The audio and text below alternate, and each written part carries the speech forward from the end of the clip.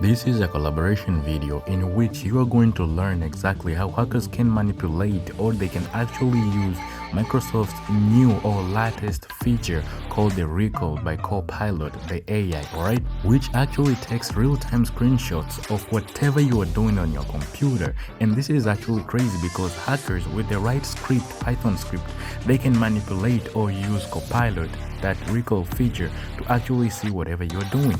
Let's get to listen to this guy.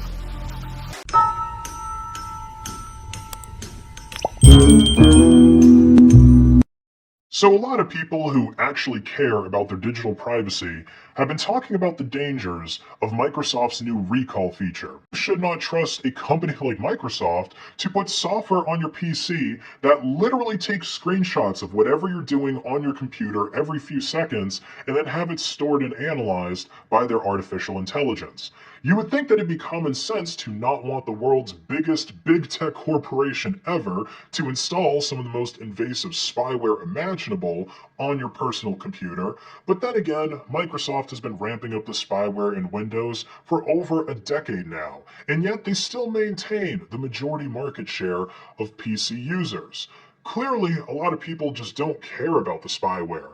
I guess they're kind of like cattle that are on an industrial dairy farm who just get so used to having the data milked out of them. They've become accustomed to it and they feel right at home with Microsoft's Copilot Plus sucking all of their precious data from their Pluton protected udders.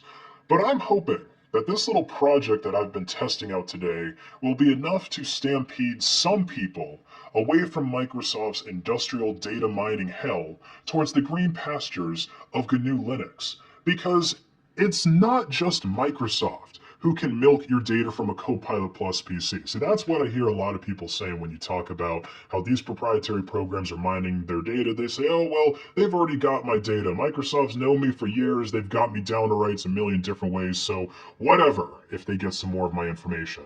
But you know what? Recall can be abused by hackers as well to get your data. This simple little Python script here can extract and display the data from the recall feature in Windows 11. It's able to do this because all of those screenshots that recall takes are stored locally in an unencrypted SQL database nested within your app data directory.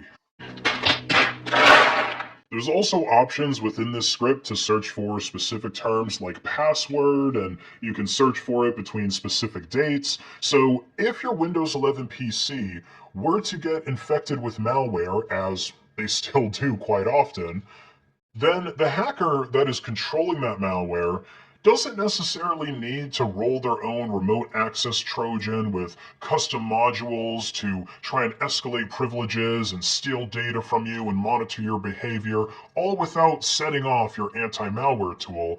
All they need to do is have you be running the recall feature, and then they can run this Python script, or they can run something similar. It doesn't necessarily have to be this exact Python script. As you can see here, the code isn't even super duper complicated, so this can be implemented a whole bunch of different ways if you try to just create a signature for whatever this is doing. And the hackers will be able to steal your data right now in the present. They'll be able to continue stealing it in the future as long as they're on your machine, and thanks to Recall, now they can get any data in the past that it has remembered. Now, as far as testing the software goes, since the Copilot Plus PCs are still in pre-order and they're not really available yet, you're going to need to emulate the Copilot Plus features somehow in order to get recall and stuff enabled. I chose to do this by setting up an Azure Windows 11 ARM virtual machine to test this software in. And once you have that set up, you can then RDP into it to access the remote virtual machine graphically. Now, to enable the recall feature, you're going to have to install this Amperage kit here inside of your Azure Windows ARM VM. And it's also possible to use this on hardware. Like if you have, I guess, an older Windows ARM machine that doesn't officially support recall, you can put this on there to get that working on it as well. And before you can install this software, you're also going to have to make sure that you install the KB5037 850 update preview on your machine. I think this specifically applies to the Azure VM. I mean, pretty much this video that I'm doing is on the Azure VM. I haven't actually tried it on the older ARM hardware. But yeah, you need to install this, and then you can download the amperage kit, and you're also going to want to make sure that you download the AI components. So I recommend downloading the torrent file because the 7-zip download can be a little bit slow. And you can see it's a little bit over 2 gigs worth of files. So yeah, you need to download those and extract them into the workload components folder within the amperage folder. So this is the amperage.exe, and you'll extract all those MSIX files, and I don't know if it matters whether these HTML files are in here or not, but yeah, mostly these MSIX files need to be extracted here. Once you run the amperage kit, you'll be able to go into your settings under privacy and security and enable recall and the snapshot feature. And man, I gotta tell you, this stuff is really creepy. Like, I thought I was going to have to use this machine for a couple of days in order to generate like a good log of information to look through, but just in the couple of hours that I've had this machine set up and configured it, like I've installed a little bit of software, like some extra programs to basically go through the images and show you guys what's going on here.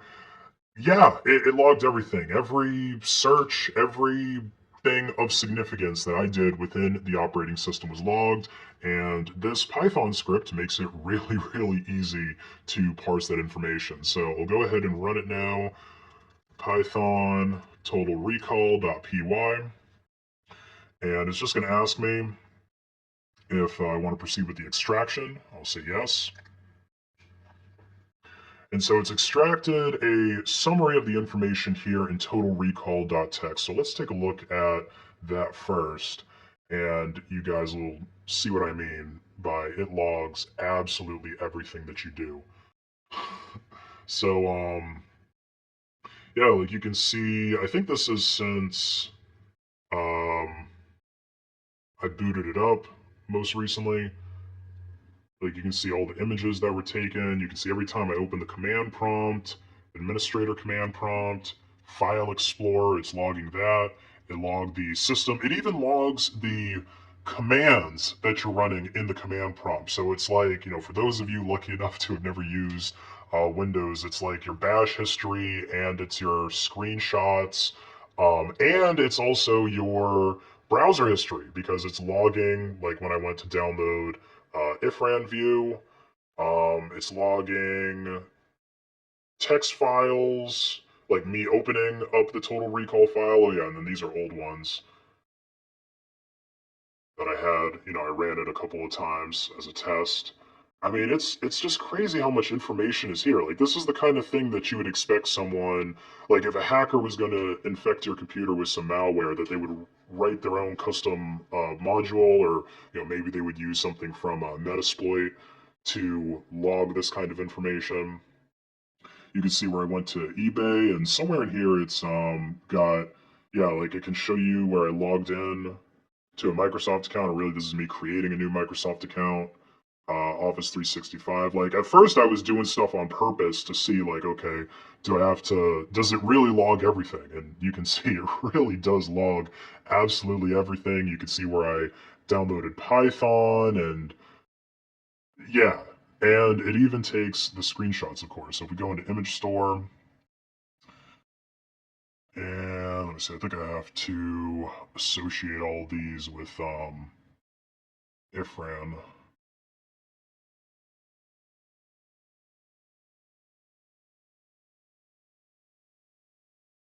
Yeah, because it might complain about the file extension, and then we just have to rename it. So yeah, it's true. It's really taking screenshots of everything that you do. Like let's look at this one. It's a little bit bigger.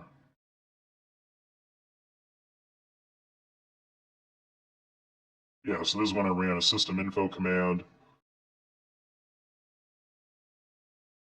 It's like every action of any significance that you run within any application It's taking a screenshot of it. Yeah, so this is this is me looking up how to add the path to Python in Windows because I forgot how to do that. And Microsoft says that all this stuff is just staying locally on your PC, and I mean that's all well and good, right? Even if we assume that that's true, it wouldn't stop a hacker from being able to do exactly what I'm doing here. Like obviously they wouldn't make the screenshots open up on your computer, and they would be trying to exfiltrate these to their command and control servers.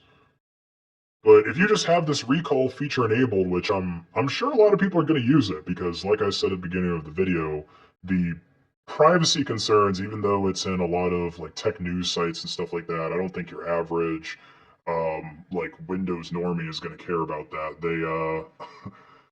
I mean, Microsoft has become the most valuable company in the world because of doing stuff like this. You can see where I moved the total recall Python file into the documents folder just because I didn't want everything to be in my downloads folder.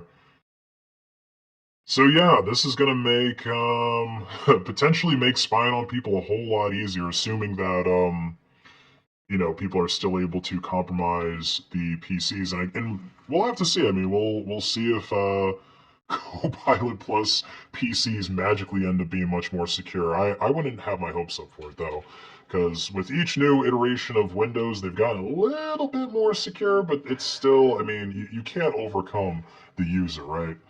The user will always find a way to invite some nefarious people into their PCs accidentally, and if they have recall enabled, they'll be opening themselves up to getting their present, their future, and their past hacked. Well, I do hope you really did enjoy the video, and for any questions, please do not hesitate to drop it down in the comment section, all right? And just please do share this video with friends and families if you enjoyed it, and you might say like it might be helpful for them to keep themselves, kind of to keep their privacy. And like the video if you enjoyed it, subscribe to the channel if you want to see more of these kind of contents. And yeah, if you want more collaborations and people explaining things from their perspectives also, you can say that, and I'll try my level best to do that for you. Okay, you can actually send super thanks for the thanking whatever, or you can join the membership for more exclusive contents. And I think that's it for today's video, so catch you in the next one. Cheers.